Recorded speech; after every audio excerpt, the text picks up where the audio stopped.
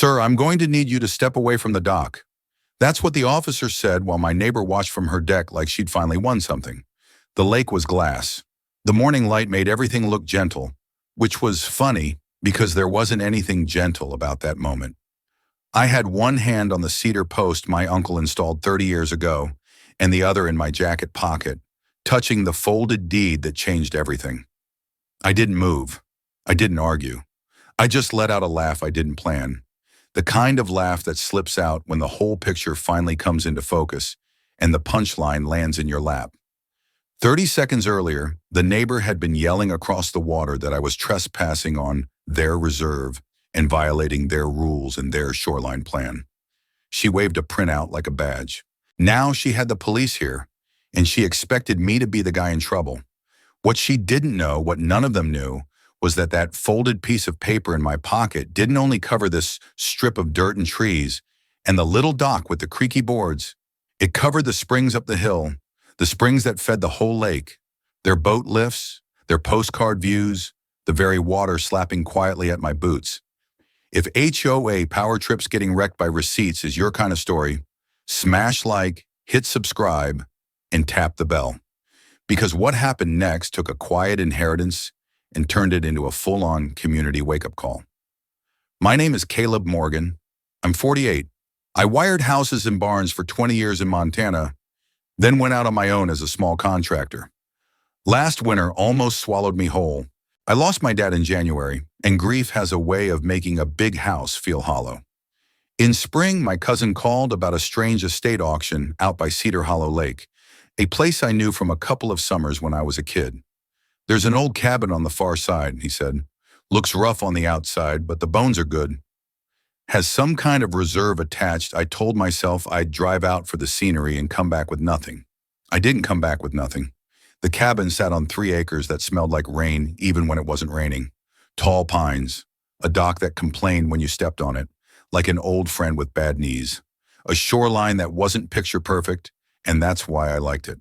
The listing said Lake Reserve parcel with associated territorial water privileges. I didn't know what that really meant. It sounded like fancy words in agent ads, so the price doesn't scare normal people. I bid once. I held my breath. And just like that, I owned a piece of water and quiet that felt like my dad would have wanted me to have it. 2 weeks into fixing broken latches and mending screen doors, I met the president of the Cedar Hollow Bluffs HOA. Her name was Victoria Lang. She wore the kind of workout gear that probably cost more than my first truck and carried a clipboard like it had special powers. She smiled a big, careful smile and said, "Welcome to the lake," in a tone that made it sound like she built it herself. Before I could answer, she started reading off concerns: dock setbacks, fence heights, exterior colors. "We have a very specific shoreline plan," she said, flipping pages. "We find that consistent standards protect property values." "I bought the place with a clear title," I told her, trying to keep my voice level. "I'm still figuring out what I actually own. Once I know that, we can talk about how it all fits together." Her smile didn't move. Her eyes did. They got colder by a degree you could feel. "Of course," she said, "we just want to make sure everyone follows the rules." Everyone. Rules. I'd only been there a couple of weeks, but I already knew what that usually meant. It meant the people who've been there longer get to decide what's normal, and if you don't fit their normal, they try to shape you until you do. 3 days later, Victoria came back with a man wearing a golf shirt with a state seal stitched on crooked. He introduced himself as Derek, with the Department of Environmental Quality. He asked to look under my dock. He poked like a guy testing fruit he wasn't going to buy. He took photos of joists that had seen better years but were still strong.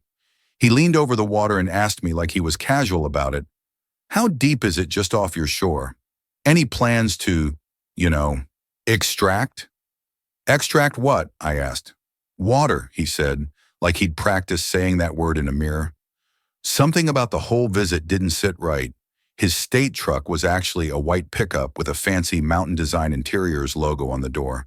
The seal on his shirt looked like it was ironed on by a kid. While he wandered toward my uphill springs, I stepped inside and called the real estate office.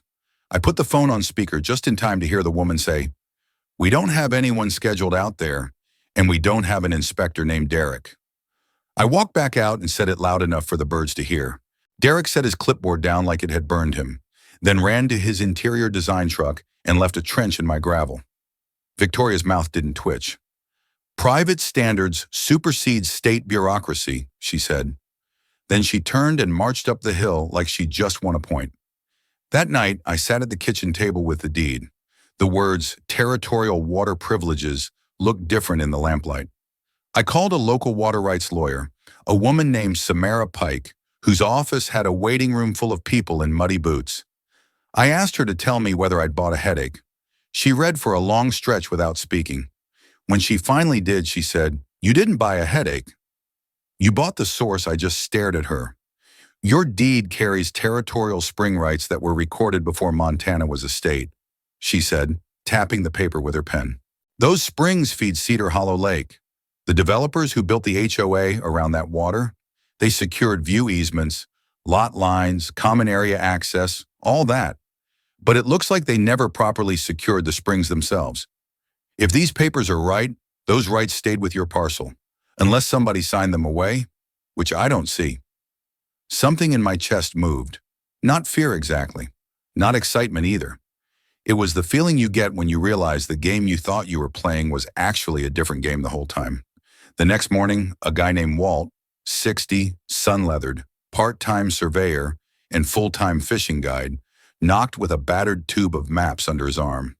"Heard you got a piece of the old Morgan parcel," he said. "Mind if I see what you're working with?" We spread maps on the table. Blue veins ran down from the hillside like a hand. He traced the lines with a fingertip. "Here's your springs," he said. "Here's where they feed. Here's the old territorial stamp." He thumped a yellow date with a blunt finger. 1890, that's not something an HOA can vote on. Before I could even decide what this was going to mean, the small stuff started. Rope lines on my dock got cut one night, clean and neat, like whoever did it brought a sharp blade and a plan. The next day, 3 support bolts were loosened, just enough to make the planks flex under my feet. Nothing catastrophic, just enough for my stomach to drop. The morning after that, someone sprayed "Trespasser" across the boards in thick red paint. The smell hung in the air like a dare. "Smart," Walt muttered, crouching next to the cuts and sniffing the paint. "Cowardly and smart. Crank up the pressure, make you feel unsafe, hope you sell." I made coffee and we got mean in the careful way. We tucked a trail camera in the crook of a pine. We set another under the eave, a third disguised as a birdhouse. Walt wired a small mic by the shoreline path. "Sounds your friend," he said. People confessed to the night. At 2:36 a.m., somebody came through the brush with a hoodie and a can of paint, moving like the lake had given them permission. The mic picked up a whisper. "Yeah, Mom," the voice said. Young, nervous. "I'm doing the red paint like you said. You said $2,000 from security this month." Victoria's kid. Had to be. The jawline, the haircut, the casual way he said security like it was a family business. We matched his face against a photo from the HOA newsletter Walt found online, and there wasn't a doubt in the world. The next day, I found him at a coffee shop by the marina. He was gripping a mug with both hands like it might run away if he didn't. I slid into the booth and played 5 seconds of audio. "Yeah, Mom. Red paint like you said." His shoulders slumped all at once, like somebody pulled a pin. He spilled everything. The security contractor wasn't a contractor, it was a slush fund. "Mom says standards have to be kept," he mumbled, eyes wet. "She says some people don't fit the vibe, and it's better if they move before values slip." I should have been angrier than I was. Mostly I felt tired. I left him with his guilt and went straight to Samara's office with a thumb drive and a decision. "We do this measured," she said after she'd listened to the whole mess. "No scorched earth. You could shut off access and start a war. Instead, we set terms that are fair and transparent. We give the decent folks a way to stand on the right side without feeling like they're giving you their house keys." By the end of the week, we had a team. Samara brought in her partner, who only reads water law and old maps, the kind of guy who smiles at a footnote. A hydrologist named Priya walked the springs with me and drew flow diagrams so clean a kid could follow them. Walt found old county ledgers that smelled like dust and pipe tobacco. And Samara called a reporter she trusted named Jess Alvarez, who'd made a career out of uncovering small-town nonsense with a smile and a camera crew that didn't scare easy. We started with letters, not threats. Letters. We sent one certified to every homeowner on the HOA's list. It said in plain language that the water-feeding Cedar Hollow Lake originated on my parcel and that the rights tied to those springs were recorded long before any of our houses existed. It said that effective in 30 days, continued use of that water, meaning the lake they enjoyed, the pictures they took, the docks they used, would require a monthly access fee. We set a sliding scale that tilted toward mercy. Small lots, small fee. Big water toys, bigger fee. Back fees, none. We waived them all if folks signed by the deadline. Every dollar would go to a fund named for my dad, the Ray Morgan Stewardship Fund, to keep the lake clean, maintain the streams, and hand out scholarships to local kids who wanted to study environmental science. I didn't want to be the toll keeper. I wanted to be the guy who kept the water and the peace. You'd think that would have cooled things down. It didn't. It made the wrong people louder. A plain envelope showed up on my porch the next morning with $75,000 in it and a sticky note in neat handwriting. This should help you relocate and avoid stress. I brought it inside without touching the cash and turned on a camera. Which budget line does relocation hush money fall under? I asked nobody in particular, and then I took the whole thing to Samara's office and we turned it over to the sheriff. The next day, Victoria filed 3 complaints against me at the county office: stalking, intimidation, threats to community water access. A deputy named Mike showed up at my door in the late afternoon. He had kind eyes, a tired posture, and the look of a man who walked into HOA messes more than he ever wanted to. I showed him the cameras, the audio, the cash envelope, the fake inspector. He watched and he let out a breath that sounded like a slow leak. "She's used us as her errand boys for too long," he said. "Thank you for keeping records." "Keep doing that." Anonymous flyers popped up on windshields and mailboxes. "Dangerous individual threatens community water." The photo of me was long lens and grainy, the kind you use when you want a normal guy to look suspicious. My truck got keyed so deep it carved down to white along both doors, and somebody knifed my tires before midnight. The trail cam caught a Mercedes idling on the access road during the exact 10 minutes my sidewalls went flat. That night I stood at the end of my dock and let the cool air settle on my face. There was a voice in me that said, "Sell, Caleb. Let it go. You've buried enough fights this year. Go back to town and let this lake find another story to star in." But there was another voice, my dad's. It said, "Hold the line. Be steady. Don't pick a fight. Don't run from one either." The next morning I opened the metal filing cabinets in the basement that I'd been avoiding since I arrived. They smelled like old paper and damp wood. My uncle had saved everything. Surveys from the 1880s with stamps that looked like they were pressed with a machine from a museum. Letters from the Territorial Land Office. Hand-drawn maps where somebody had carefully inked the springs with a pen that must have been a single hair. At the bottom, folded small, was a note from 1994 in my uncle's blocky print. "Developers never filed for water rights. Our grant controls the springs. Don't mind sharing. Neighbors ought to help neighbors, but law is law. R. Morgan." I called the name on an attached business card, a retired county surveyor named Rosie, who picked up on the second ring. "You got Ray's place?" she asked. Her voice had that scratchy sweetness some older folks carry. "He was a good man. Knew he could have bled the new folks and didn't. Said the water made the place and the people should take care of both. Don't let anyone bully you out of what's yours." The letters landed in mailboxes on a Tuesday. By lunch, the HOA group chats were buzzsaws. By dinner, Jess and her camera crew were parked near the clubhouse. By 9 p.m., there was an email blast calling for an emergency community meeting to address a threat to our way of life. The clubhouse looked like a wedding reception crossed with a courtroom. Coffee urns, folding chairs in rows, a banner that said, "Protect our values" in fonts that should be illegal. People wore nervous smiles and expensive boots. They kept glancing at Jess's camera like it might bite.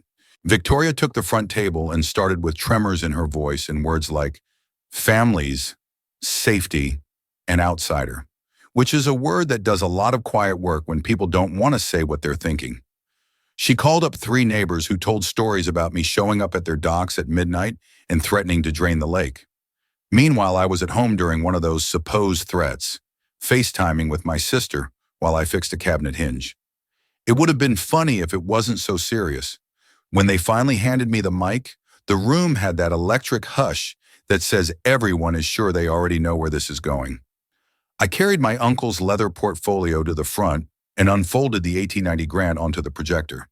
The room actually shifted. People leaned forward without meaning to. I laid down the letter from the Territorial Land Office, the hand-drawn maps, the survey stamps. Samara stood beside me and, in calm English, explained why old water rights don't care about newsletters or standards.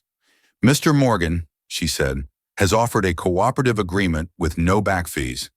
Every dollar goes to lake stewardship and scholarships in the name of his father, who owned these springs before most of us were born. He could shut off access today. He will not. But he will enforce the law if forced. We weren't done." Jess cued the audio. Victoria's son's whisper filled the room.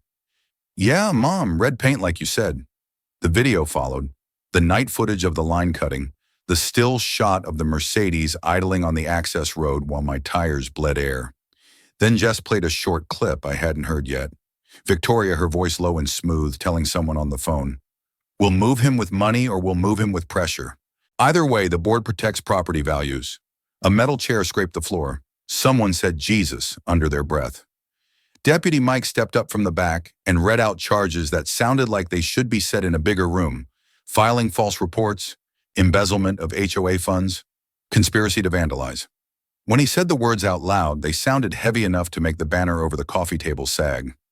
Victoria tried to grab the microphone and talk over him, but his voice didn't leave room. He had handcuffs in one hand and the look of a man who finally gets to do a job the way it's supposed to be done. And when he let her out, you could hear the collective breath people had been holding finally leave the building. The next 48 hours moved fast. The county attorney asked for our files. The state AG's office called Samara about a pattern they'd been tracking. Turns out Cedar Hollow Bluffs wasn't the first place Victoria had protected values. Her old HOA in another county had suspicious books too. Jess's story ran that night and the next morning, and again on the weekend. People like receipts. People like bullies getting smaller when the lights turn on. And then something I didn't expect happened. The apologies came. Not all of them. Not from everyone. But enough to feel like turning a corner. A woman who had posted that she didn't feel safe around me knocked on my door with a plate of cookies and a face so embarrassed it looked like she might cry. An older couple who'd been in that HOA since the beginning wrote me a long note about how they'd trusted the wrong person for too long. Victoria's son came over, no hoodie this time, and asked what community service looked like that wasn't court-ordered. I put a rake in his hands and told him to walk the stream with Walt, pick up what didn't belong, and ask Priya why the water moves the way it does. He didn't talk much. He didn't run away either. The HOA didn't vanish, but it changed. People who'd never wanted to be involved showed up to vote. Term limits passed. An audit committee with actual teeth formed. The phrase "protect property values" stopped being a magic spell and started being a conversation about what value really means. Spoiler, it doesn't mean scaring your neighbors and calling the cops to settle personal scores. It means clarity, daylight, and rules you don't have to squint to read. The access agreements started coming back signed. Folks wrote notes in the margins. "Thank you for the grace on back fees. We didn't know about the springs. We moved here for the water, not for fights." The first checks went into the Ray Morgan Stewardship Fund, and Priya led a bunch of fifth graders along the feeder creeks naming bugs and explaining why the water needs shade. I went to the school assembly where we announced the first scholarship. It went to a kid who lives 3 roads over who wants to study water law because that's how you keep places honest. I sat in a folding chair and cried in public and didn't care who saw. Life went from loud to normal again, which is a kind of music you don't notice until someone turns it off and then back on. I fixed the dock like my uncle would have. I sanded the boards until they were smooth and warm underfoot, tightened the bolts until they sang when I tapped them, and oiled the wood until the cedar smell moved through the house like a memory. On foggy mornings, I drink coffee from my dad's old mug and watch the lake breathe in and out. I don't think about rights then. I think about time, how it moves, how it holds things even when we forget where we put them. There was a coda I didn't see coming. The county charged Victoria. She took a plea, restitution, a suspended sentence, and a ban on handling other people's money. The state dug into her security side hustle. Some people who helped her got community service and fines. Victoria's son kept volunteering at the streams long after his statement was filed. He doesn't speak much, but if you say dragonfly, he'll tell you the 3 species he saw last weekend and what they mean for water quality. That feels like something that healed right. A few weeks after the meeting, an older man I'd seen around, white beard, bent back, always walking slow, stopped me at the hardware store. He asked if I was the spring guy, and when I said yes, his eyes went shiny. "My wife and I moved to the Bluffs 20 years ago," he said.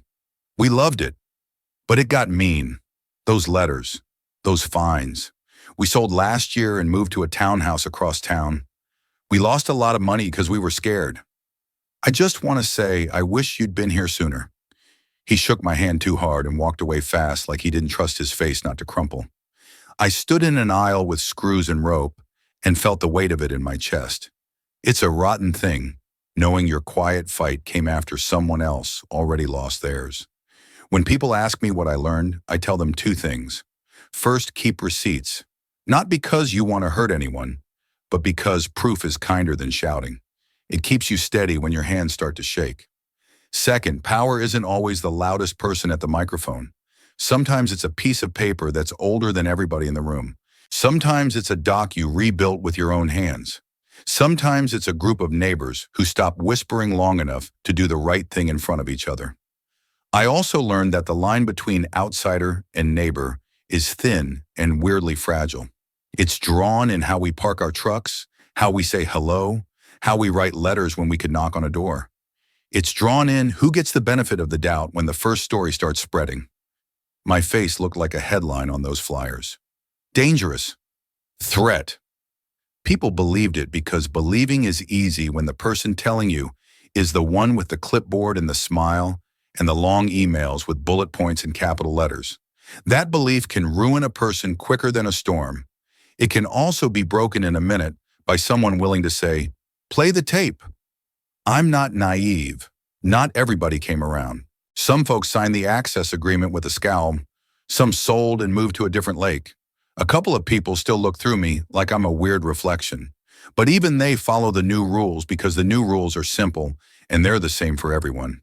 I can live with scowls. I can't live with lies.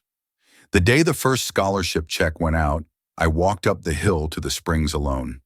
There's a spot where the water first shows itself, clear and cold, folding over rocks that look like bones. If you stand there long enough, you hear the same sound repeat. A small rush, a quick hush, over and over. I put my hand in, and it hurt a little. Cold has a way of focusing you. I thought about my dad standing there 40 years earlier, younger than I am now, not knowing any of this would happen. I thought about my uncle scribbling that note in 1994, telling himself he'd share, but he wouldn't be pushed. I thought about that morning on the dock when the officer told me to step away, and the neighbor watched like the world was finally clicking into place for her. She had the wrong picture. She had the wrong map. She put her faith in noise and rules that weren't hers to write. Here's the part folks always ask. Did the officer ever come back? He did. Not to tell me to move. To tell me he watched Jess's story with his daughter, and that it started a conversation at his house about how rules work and who gets trusted first. "I'm sorry I came in hot," he said, kicking at the dirt with his boot. I've walked into enough HOA spats to know they're never simple, but I let her tone set mine. "That's on me," I told him what I tell everybody now. "We all got played. The best we can do is not get played twice." A new board chair got elected. Her name is Tasha, and she moved to the lake because her kid has asthma and breathes easier there. She talks about budgets in a way that doesn't make you want to hide your wallet. She reads the bylaws without turning them into weapons. She put the Stewardship Fund on the front page of the HOA newsletter, and then asked me to write a plain language explainer about water rights that neighbors could actually understand. We had a barbecue by the clubhouse where people brought too much potato salad, and a man I'd never seen before played guitar until the mosquitoes told him to pack it up. It felt like a town again, not a courtroom. The dock still creaks. The lake still breathes. Every so often, a stranger will show up at the public launch and ask about the spring guy. I tell them a shorter version and point at the hill. I don't tell them about the mornings I wake up and think my dad is downstairs making coffee, or how I carry his mug to the water because the handle fits my hand exactly the way his did. That part's mine. That part is quiet and doesn't belong on a newsletter. What belongs is this. I own a deed that says something clear about water and time. My job isn't to flex it, it's to hold it steady, to use it to keep people honest and keep the lake healthy and make sure the next person who buys a small house with a creaky dock doesn't get bullied into selling by the loudest neighbor with the fanciest printer. That's not a movie moment, it's paperwork and patience. It's standing on your own porch with a calm face and a file folder under your arm. It's saying no without raising your voice and meaning it. And if you're sitting there with a story like mine, if you've got an HOA letter in your hand that doesn't smell right, if your gut says the rules got twisted into a stick, start small and start smart. Save things. Write the dates. Ask for the actual law, not the version someone typed up in a hurry. Knock on a door and find the neighbor who looks tired of the noise. There's always at least one. Put a camera up if you have to. Talk to a lawyer who uses short words that still mean big things. Keep your principles and your receipts. It's not as exciting as a showdown, but it's how you win without burning what you're trying to save. I still have the folded deed in my jacket pocket some days, not because I expect a fight, but because I like the feel of it. Paper's not much on its own, but it reminds me of the story we lived here. It reminds me that old ink can stand up to new noise if the person holding it keeps their hands steady. If you made it all the way here, I hope the next time somebody waves a clipboard and tries to turn your life into their rule book, you'll breathe, set your feet, and ask to see the map. And if you like seeing bullies trip over the truth, hit like, subscribe, tap that bell, and share this with the neighbor who needs a nudge to speak up.